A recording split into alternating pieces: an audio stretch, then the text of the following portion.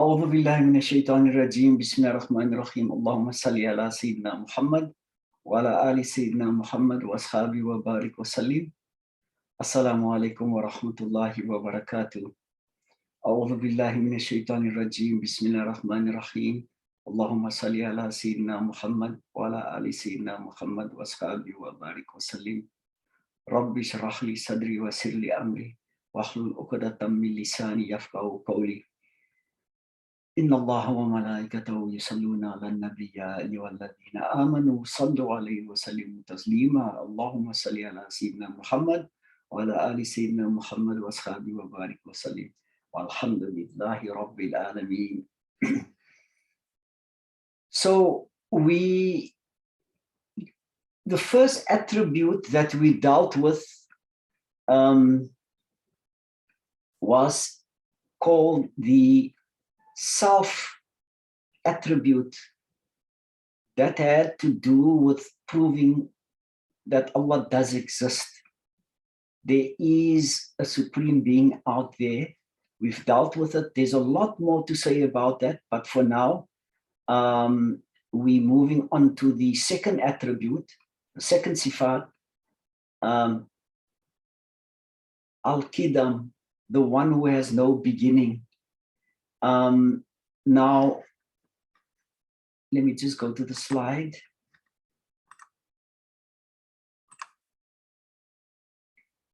So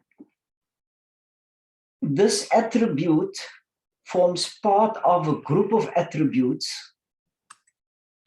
which are referred to as the negating attributes.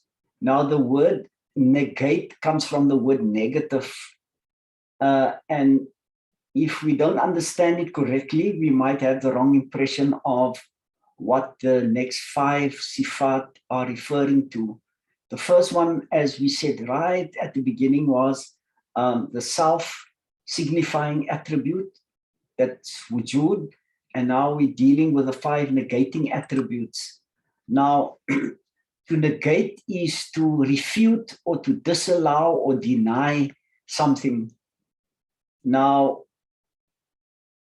what this particular group of Sifaat, the next 5, which I will show you soon, are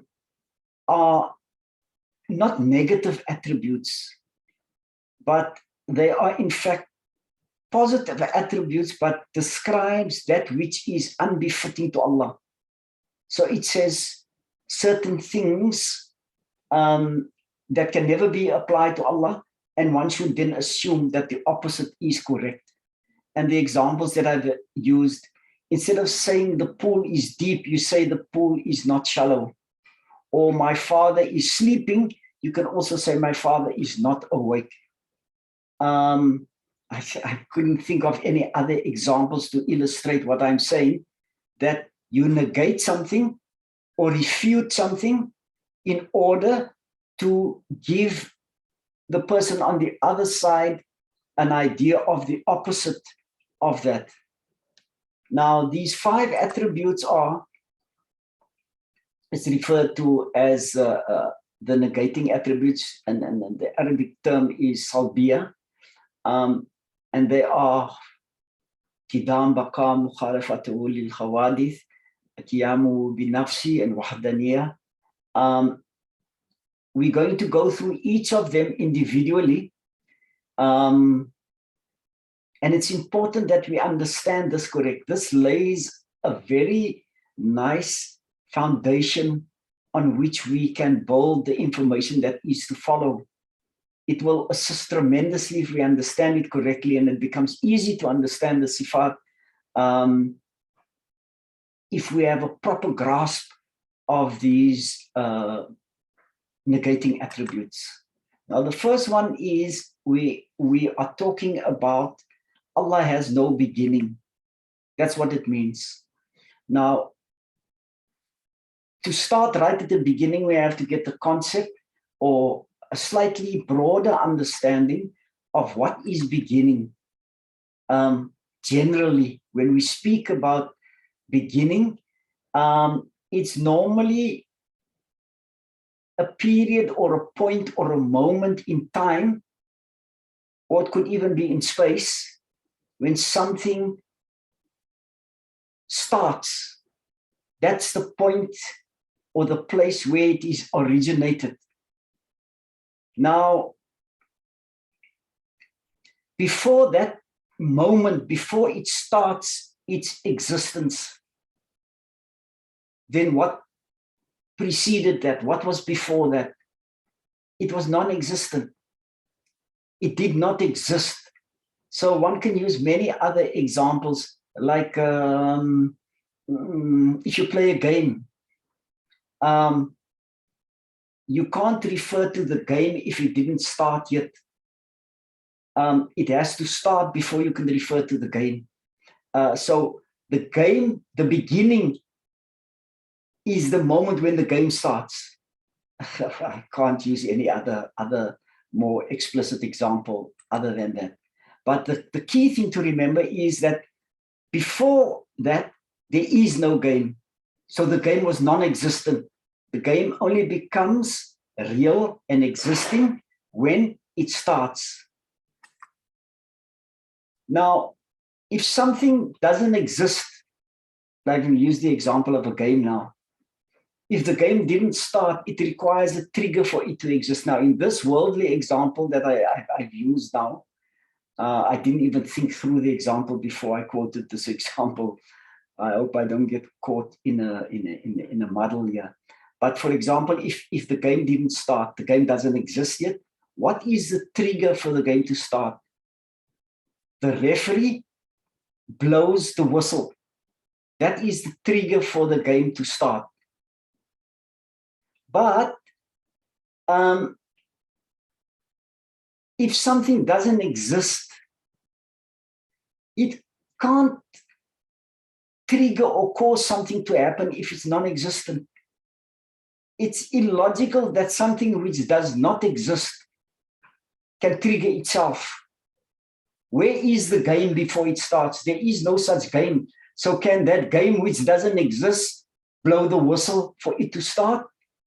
I mean, that's a poor example, but if we come back to the Sifaat of Allah, we can start applying it. But the concept is, before something starts, it doesn't exist. It is, in fact, absolutely nothing.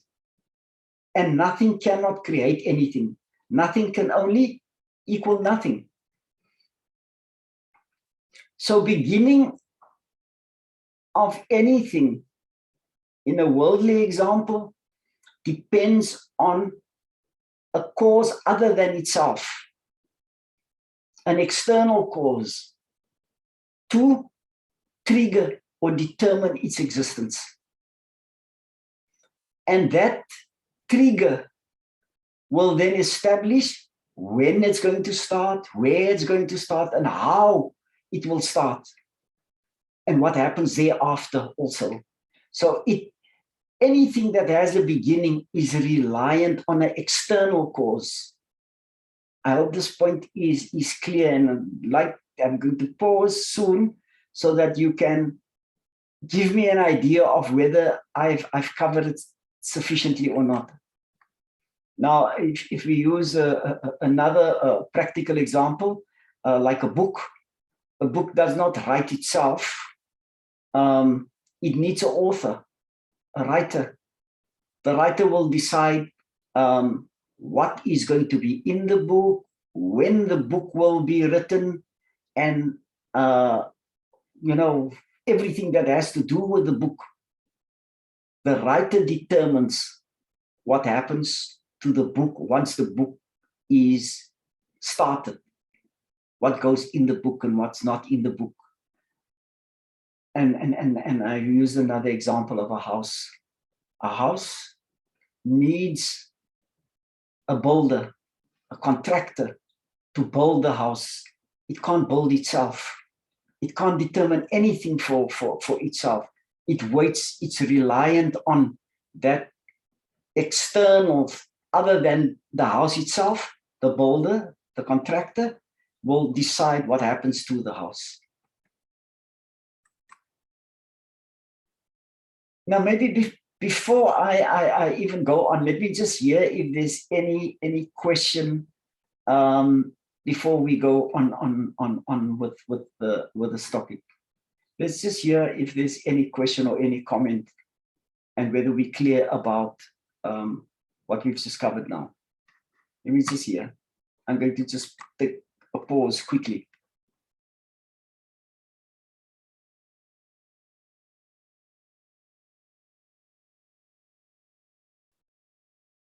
Okay, so if there isn't anything, then we'll move on.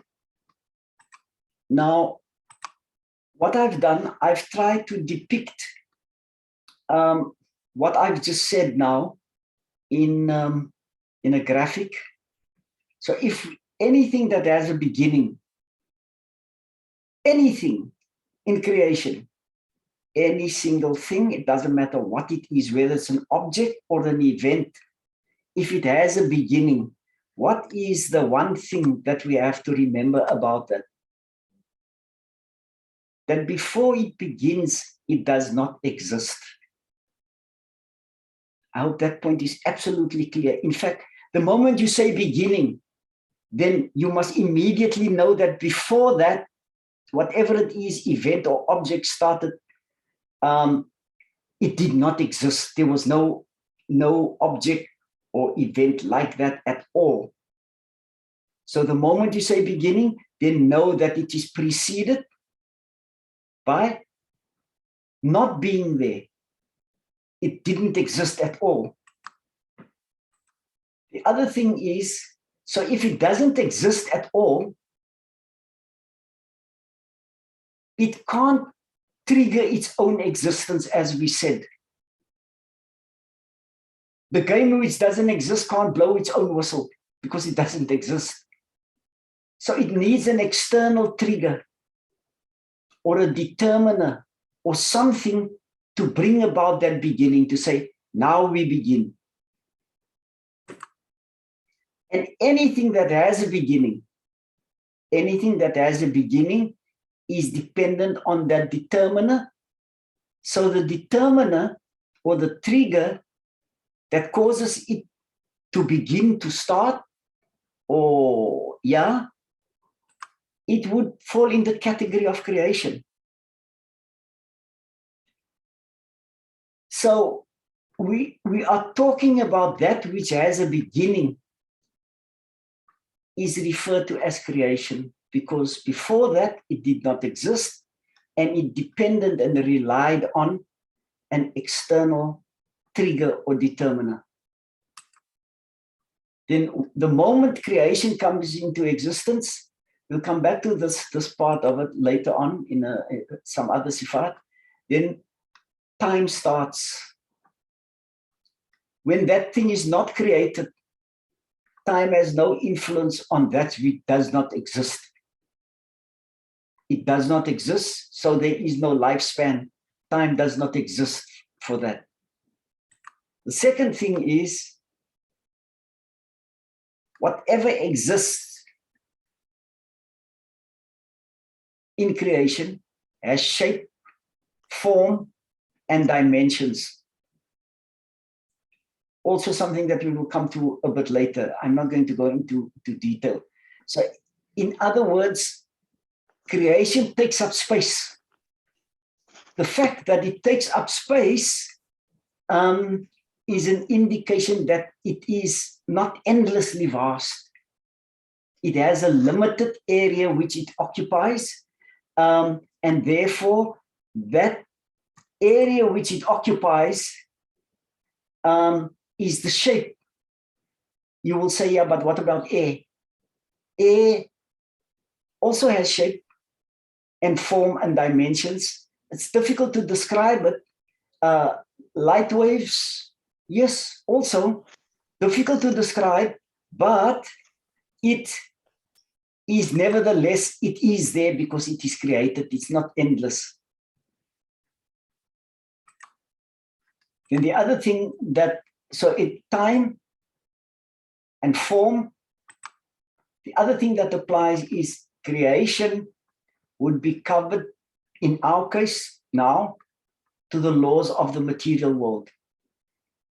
So the moment, something is created, it's governed by the laws of the material world. Also something that we will come back to later. You're going to say, yeah, but there's not only one heaven.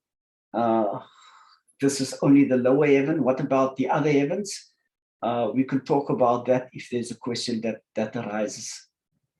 And then the other thing in creation is it's not unique, where it's made up of different bits and pieces. It's composed of parts.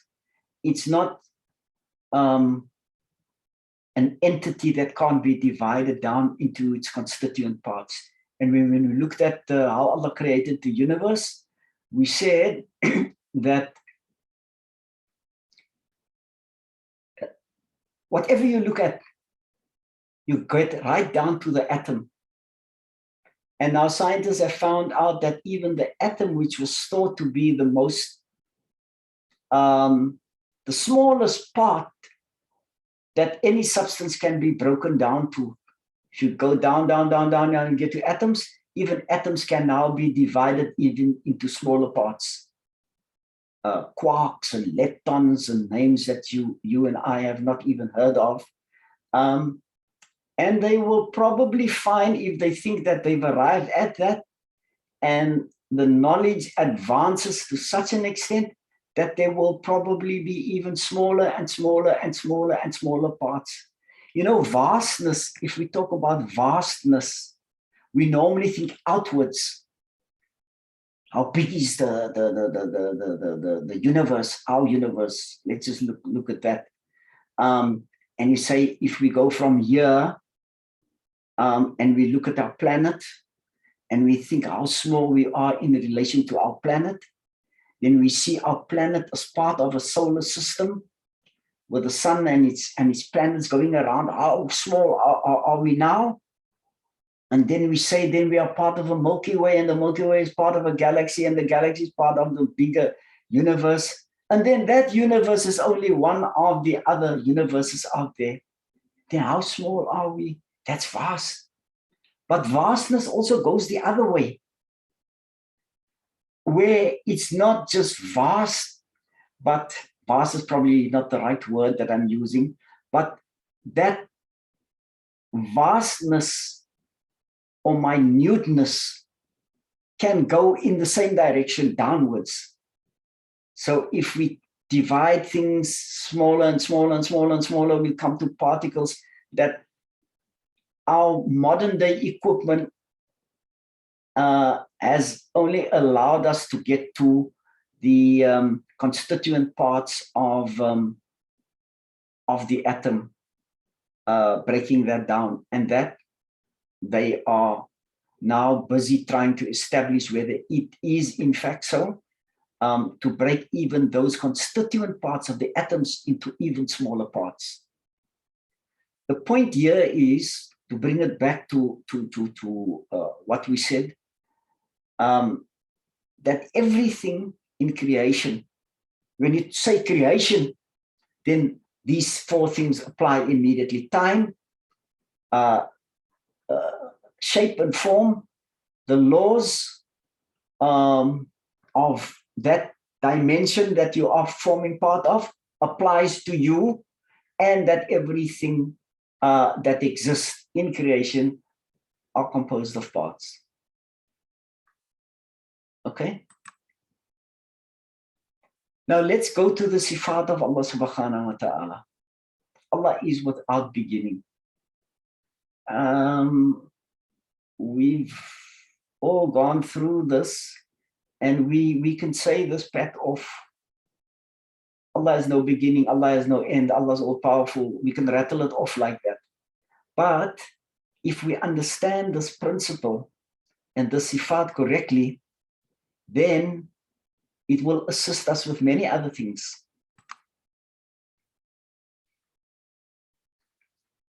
The first thing to say is that almost like the proof of why do we say Allah has no beginning. Because I remember a child, could even have been my granddaughter, when I said to her that Allah has no beginning, then she asked me, then where was Allah before that? You see, we cannot think as human beings that something does not have a beginning. But let's just go through the slide.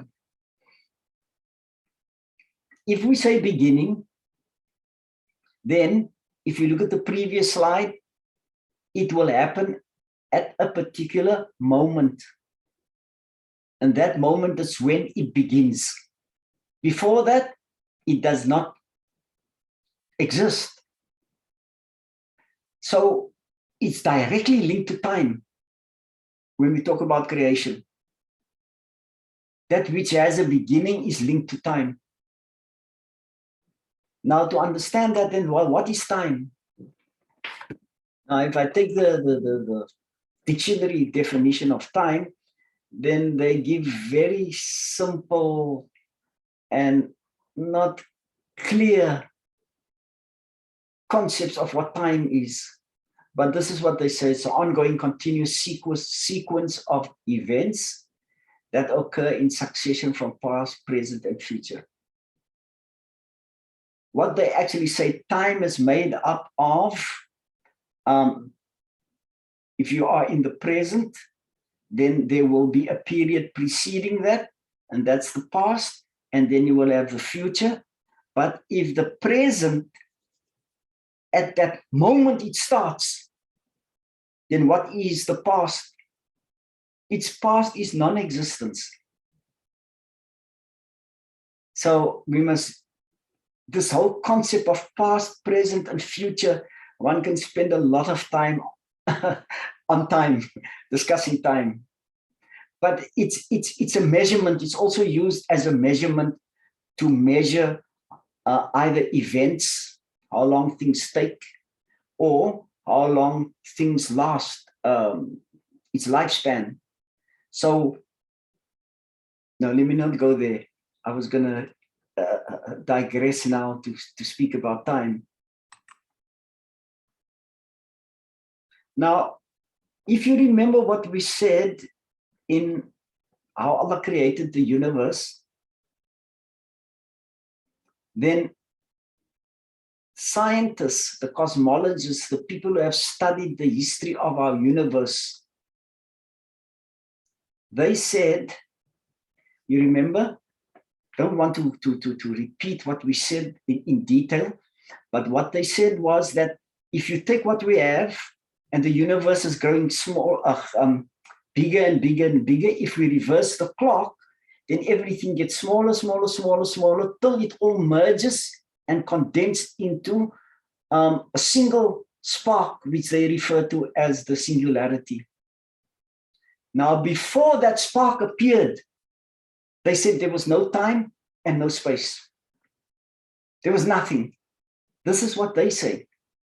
The scientists, that's as far as their knowledge could take them. They could get to the point of where they established there was one intense spark of energy from which the entire universe comes. Even that point, subhanallah, is such a mind-boggling point that every single thing in our entire universe came from one single point and evolved through 13.8 billion years into what we have today.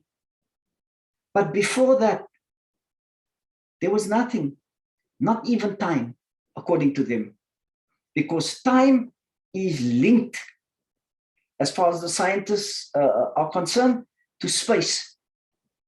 There's a link between space and time. It's what they call universal space-time. But I'm not going to go further with that point. So as we said, the beginning refers to when something was originated or when it started existing. And before that, it was non-existent. So anything that comes from a state of nothingness or non-existence requires something else an external entity or cause or determiner to decide when that thing is going to start. Not only when, but how will it start and where will it happen? All of those things will be decided not by itself, because it doesn't exist yet, but by an external entity.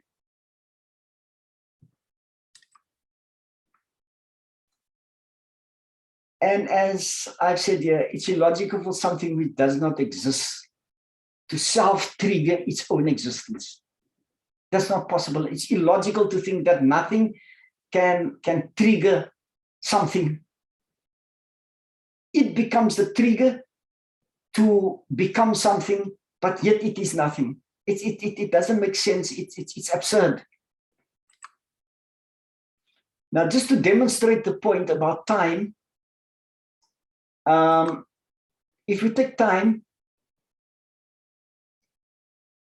I hope you people are appreciating the time that I am taking to make these slides so that it looks interesting.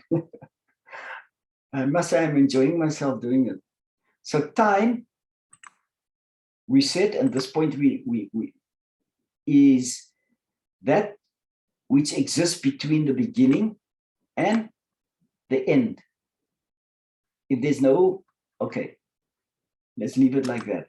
So what the time is then, if you must look at it, it's the period between beginning and end, the lifespan. That's the time of that entity. Between start and finish, that is the time. If you talk about that thing has existed for so long, it's from the beginning till its demise, and then you would say that that is the time. Now, if there's no beginning, then time doesn't exist, because time depends. We're talking about an object now, or an event. If there isn't a beginning, then there is no time. I hope that point sinks home.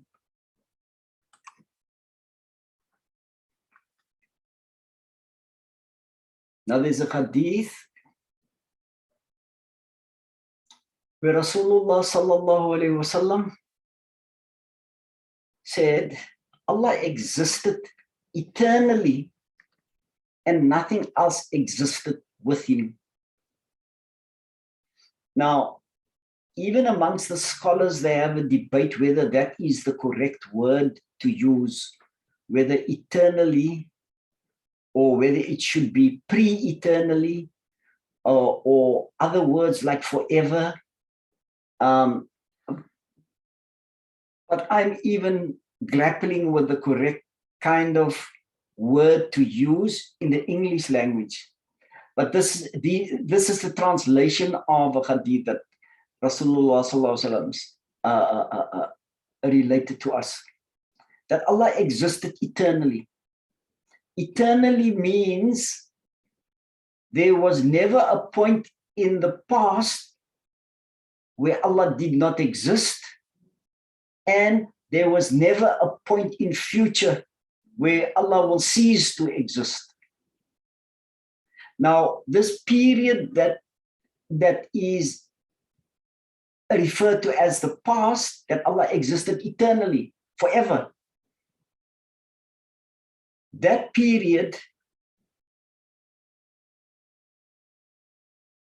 was a period where Allah existed alone and there was nothing else. So what is the nothing else? All those things that came afterwards, whatever we see, whatever we know about, every single thing that we know about other than Allah is creation. So in other words, there was a point when Allah existed alone and there was no creation. Now we'll come to So why does Allah not have a beginning? If we say everything that exists, and we refer to creation, starts with a beginning. This is the proof. Now we're going to prove that Allah did not have a beginning. But let's assume, that's why it's in red and in italics, if Allah had a beginning, think of the slide. Let's go back to the slide to make it easier.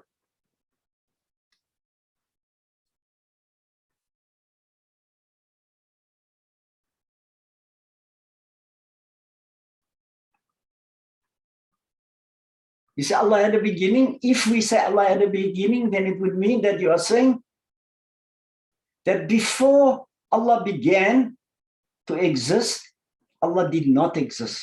That's what you are saying if you say Allah has a beginning. And on top of it, what you are saying is that Allah needed something or someone to bring Allah into existence, to start the beginning. Can you see how dangerous it is to think around that concept, but also how easy it is to prove if you understand that the concept of beginning is preceded by non-existence and dependent and reliant on an external trigger, which is not itself.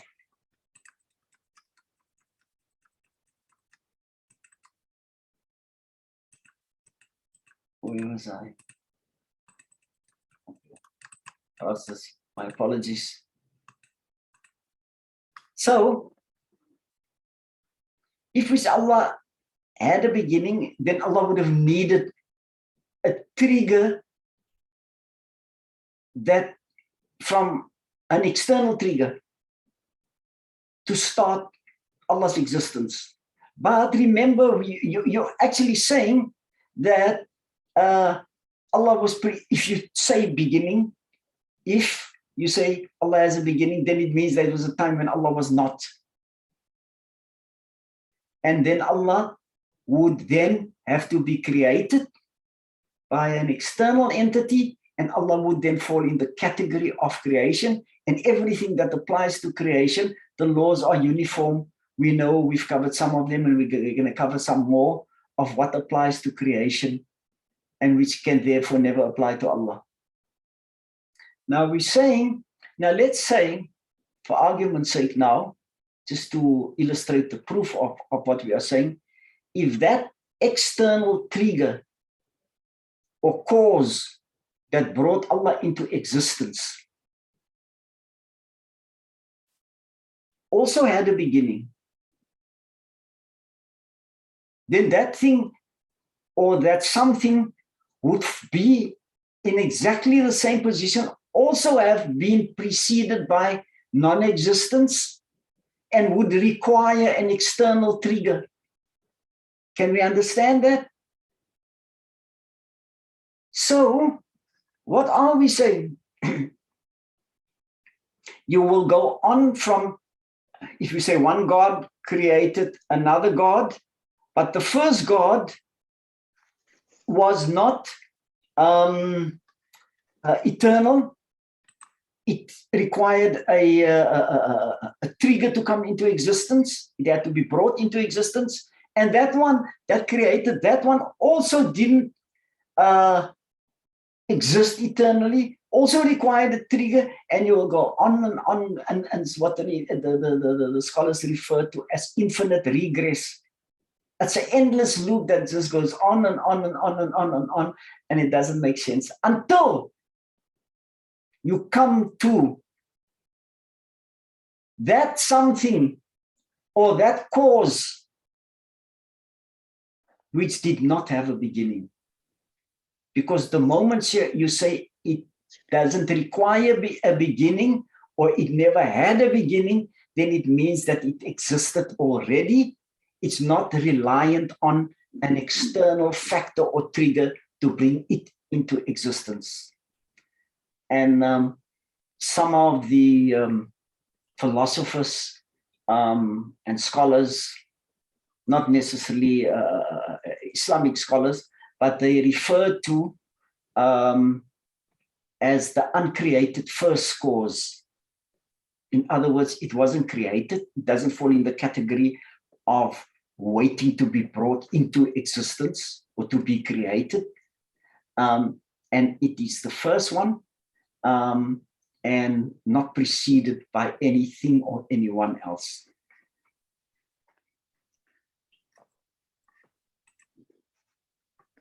And this is confirmed by one of the du'as that Rasulullah SAW made. He said, when he was referring to Allah SWT, he was saying, you are the first, so nothing precedes you.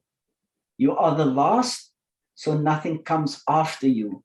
You are the manifest, so nothing comes above you. You are the hidden, so nothing comes below you. Let's just focus on the first and the last. Here, Rasulullah SAW confirms that Allah was the first without the beginning. Nothing preceded Allah, and Allah is the last, and nothing will follow when everything comes to an end.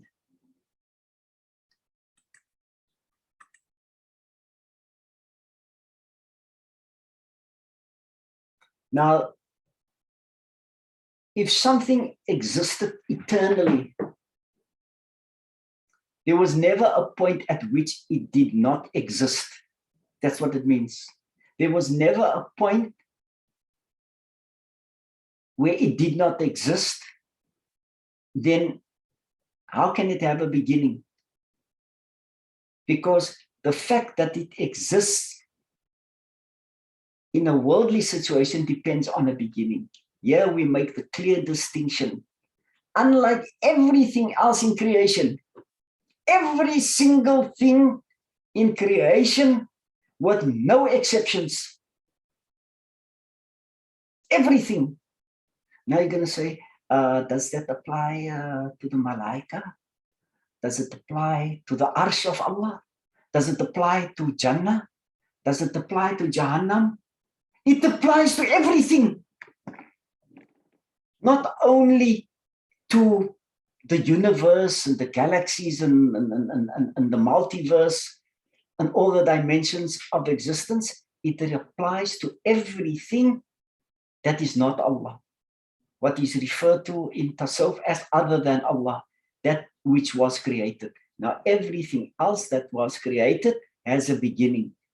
And what existed before all of these things had a beginning? Only Allah. And Allah's existence, because it did not have a beginning, it was not preceded by a period where Allah did not exist. And we've been through the proof here on top, because if Allah did not exist, Allah would have required a trigger to come into existence. Allah didn't come into existence. Allah always was and always will be. Allah is pre-eternal. The word pre-eternal is so that we don't get stuck into what is eternity. Yeah, let me just make this point. You talk about that number goes on eternally. If you take 10 divided by 3, what do you get? You get 3.33333, and you go on and on and on and on endlessly. Some people say until eternity. Forever. There's no point at which it ever stops. So they say. But Allah's existence is not linked to time. This eternity that they refer to, anything, even Jannah and Jahannam, is referred to as entities And this will answer a question for you if you ever had the thing.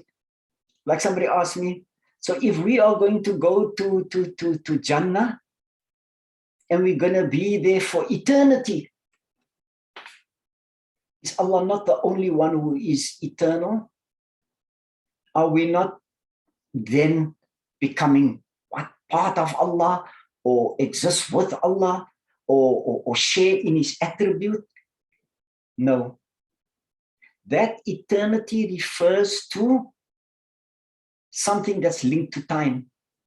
Because whatever you are referring to, if you're referring to Jannah, Jannah was created.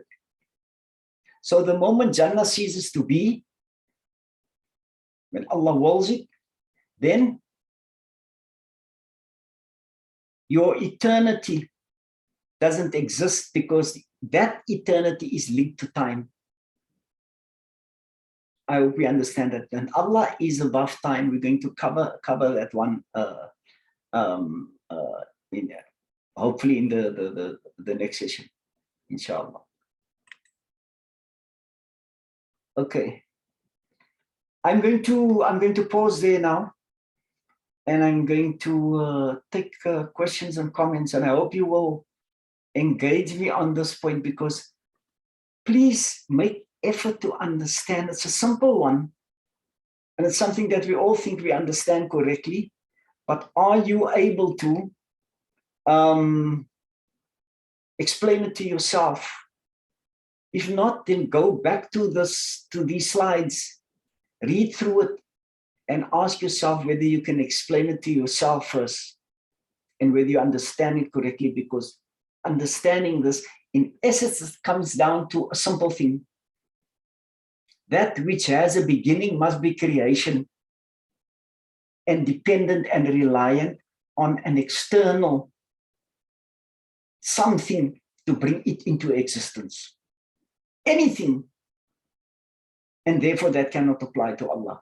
That's if you want to put it in a very simplistic way. So I'm going to open up the floor now, and I hope you people will participate in the question time and the comments that you have for now, inshallah. The floor is open. Salie, the word time is, as I understand it, the word eternal, as I understand it now, it means time. It's part of time. So Allah created time. So eternal then has a beginning and an end. Is that how I understand it now?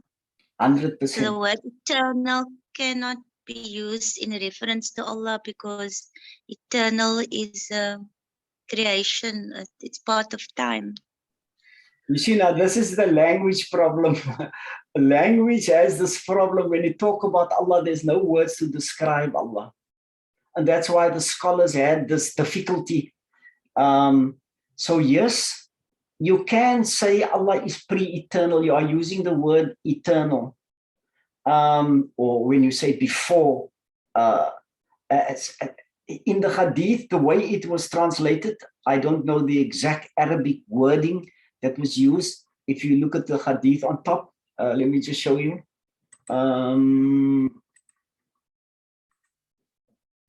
What does the hadith say? Allah existed eternally. So here the word eternal is used there, but the reference to Allah makes that outside of time. So the concept our human minds have of what is eternity or eternal applies only to our material, time, and space-based existence. But eternally cannot be used in the same way and be applied to Allah. If you understand what I'm saying. Aisha?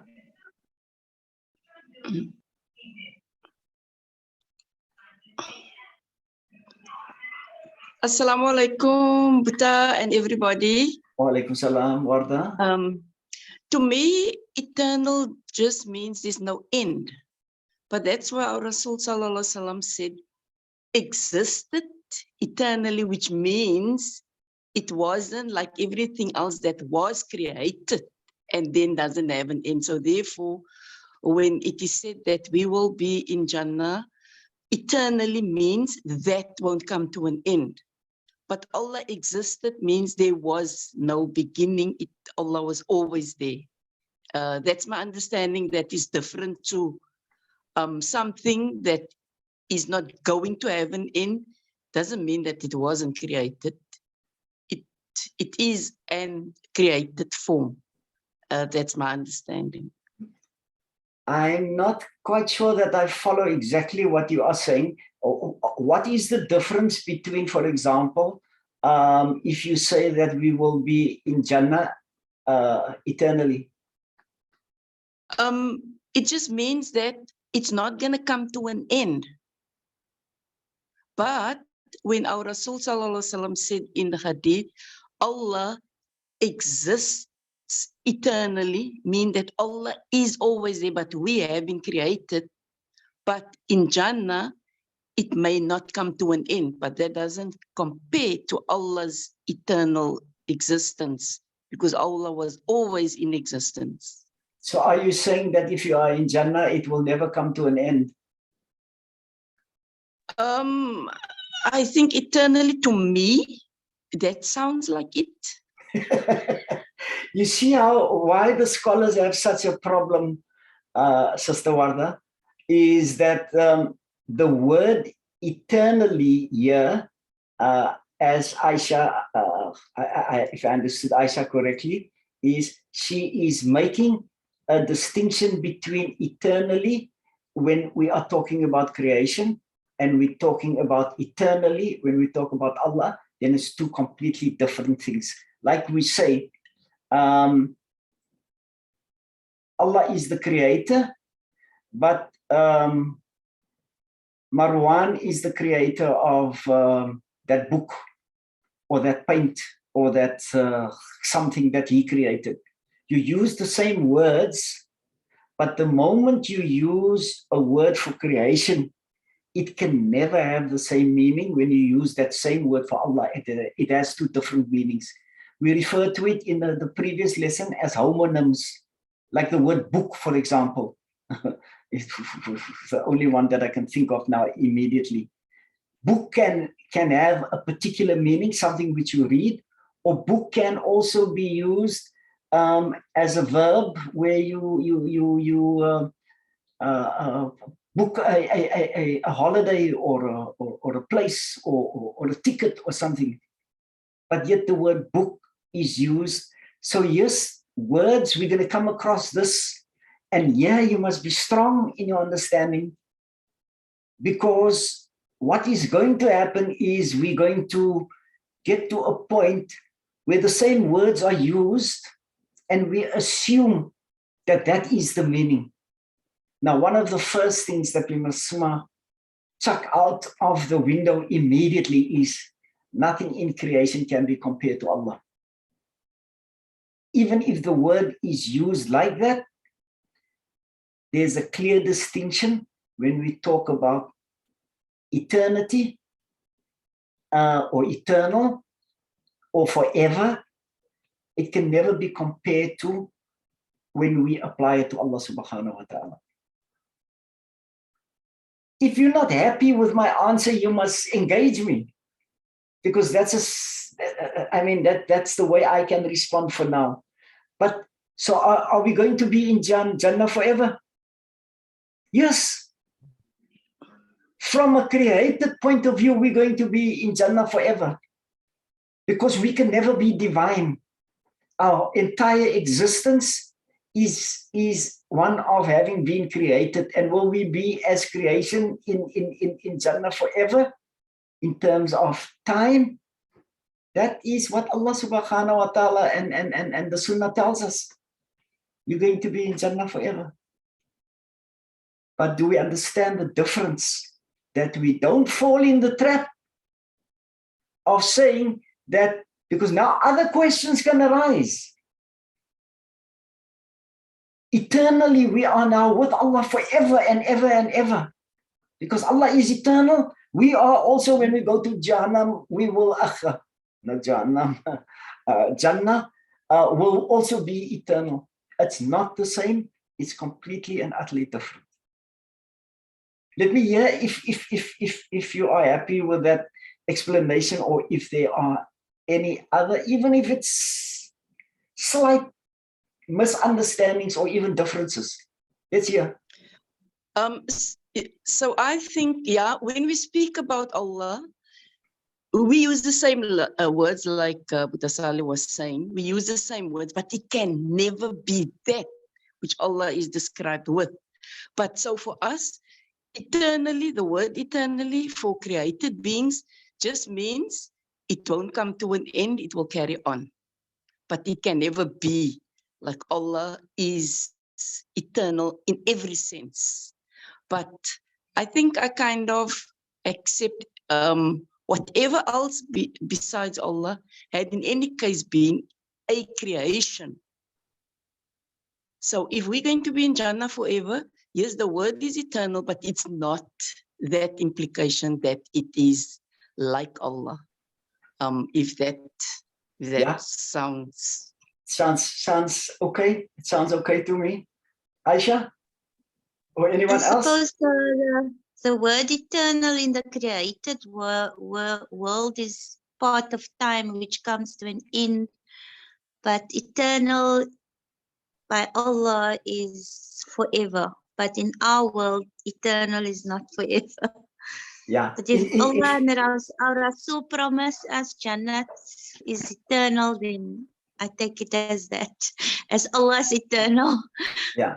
Now, one of the things that we would say when we talk about creation, time applies.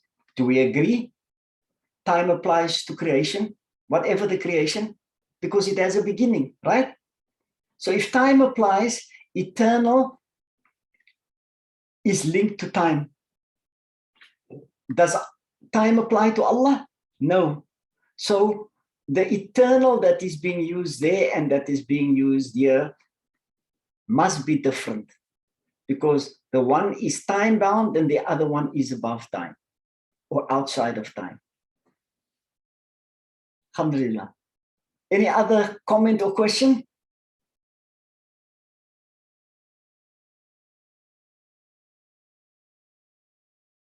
But please go through it anyway. Go through how you will explain the whole concept of how something that is created was preceded by non-existence. It first didn't exist, and then it came into existence, and take it through those logical steps that you are able to explain. That will lay the basis of what other things we are going to be coming to later, inshallah. But with this one, already you have a sound footing now to grasp the meanings of some of the other Sifaat that we are going to be talking about. I actually didn't put that in. I should have. Let me make this point though. Sure, I must add it in, or maybe I must add it in as addition to next week, because we shouldn't lose this point. When we say Allah had no beginning, or Allah has no beginning, is a better way to say it. Everything about Allah, Allah's attributes, Allah's names, all of those things also does not have a beginning. Listen carefully to what I'm saying. I'm saying if you talk about Allah's Sifaat, the Sifaat belongs to Allah. But now you say Allah is the creator. But Allah didn't create anything yet.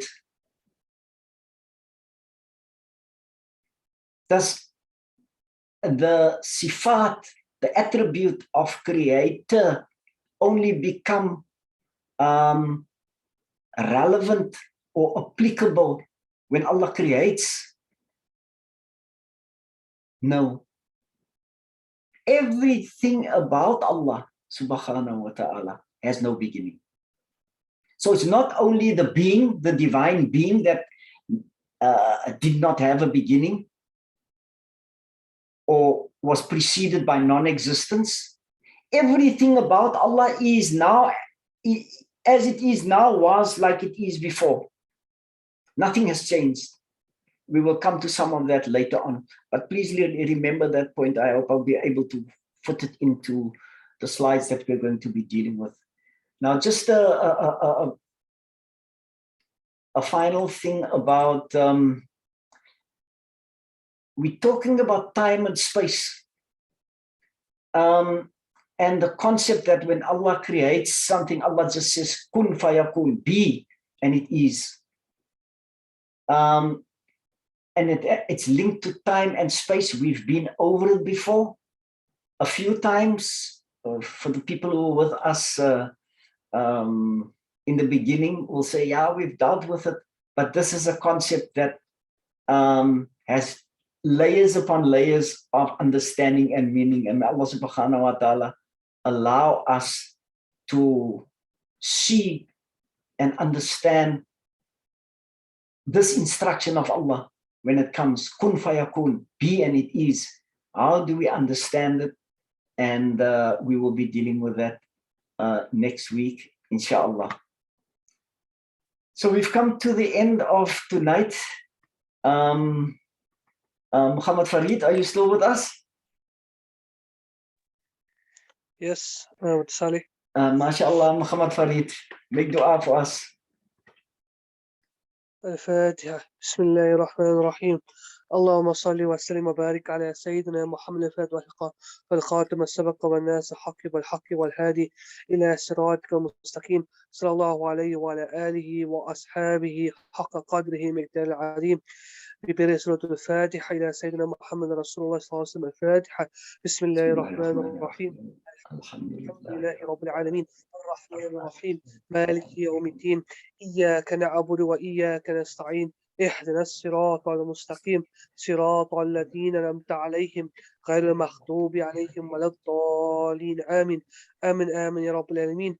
إن الله ملائكته يصلون على النبي يا أيها الذين آمنوا صلوا عليه وسلموا تسليما. اللهم صل على سيدنا محمد وعلى آل سيدنا محمد وأصحابه وبارك وسلم. على إن أولياء الله لا خوف عليهم ولا هم يحزنون الذين آمنوا وكانوا يتقون.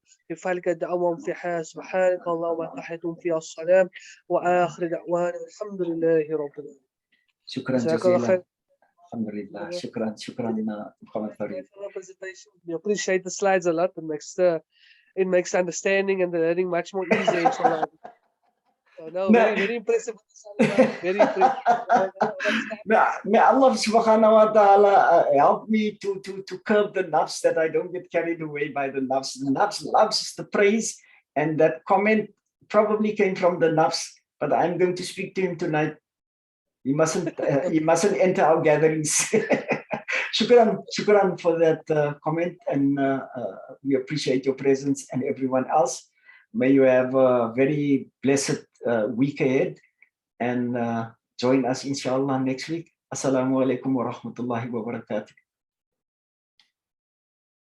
Alaikum salam wa rahmatullahi wa barakatuh. Salam.